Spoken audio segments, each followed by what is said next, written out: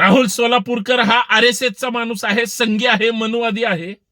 तेच राहुल सोलापूरकर आयुष्यभर छत्रपती शाहू महाराजांच्या नावावर 4 घास खाऊ शकले. तोच माणूस छत्रपतीवर असा उलटतो, यासारखा शिवद्रोहीपणा दुसरा कुठला नाही. तो दीड दमडीचा राहुल सोलापूरकर, RSSचा दलाल,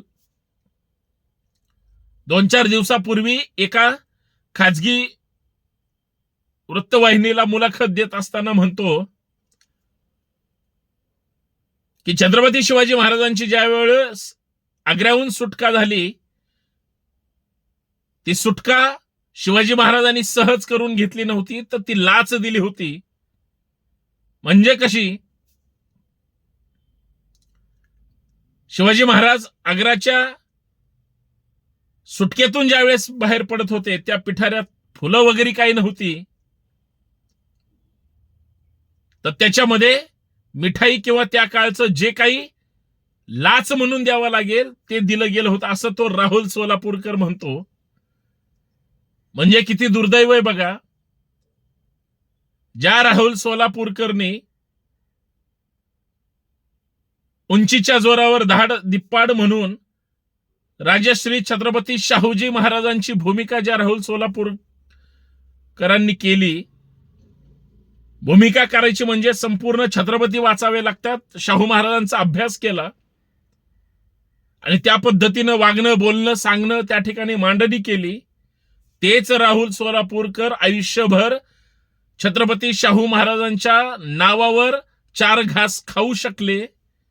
तोच माणूस छत्रपतीवर असा उलटतो, यासारखा शिवद्रोहीपणा दुसरा कुठला नाही. राहुल सोलापूरकर हा RSSचा माणूस आहे, संघी आहे, मनुवादी आहे. आणि ही कुठेही जरी गेली, स्वतःच्या फायद्यासाठीच हे भूमिका करतात, अन्यथा यांच्यासारखं बेगडी दुसरं कुणी नाही.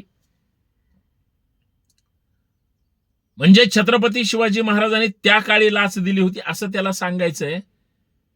आणि मग ते निघून आले, पळून आले, हा त्याच्या बोलण्याचा मथित अर्थ आहे.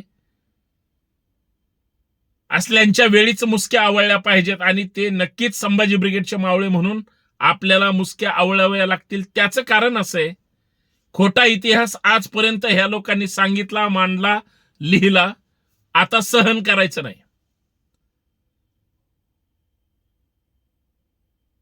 संविधानिक पद्धतीने ह्यांना झटका दिल्याशिवाय ह्यांची थोबाडं बंद होणार नाहीत. ह्यांची हिंमत कशी होते?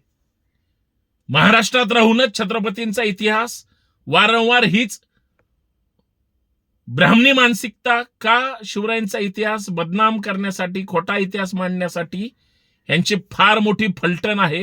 ही सगळी गारद करण्याचं काम आपल्याला करावं लागेल.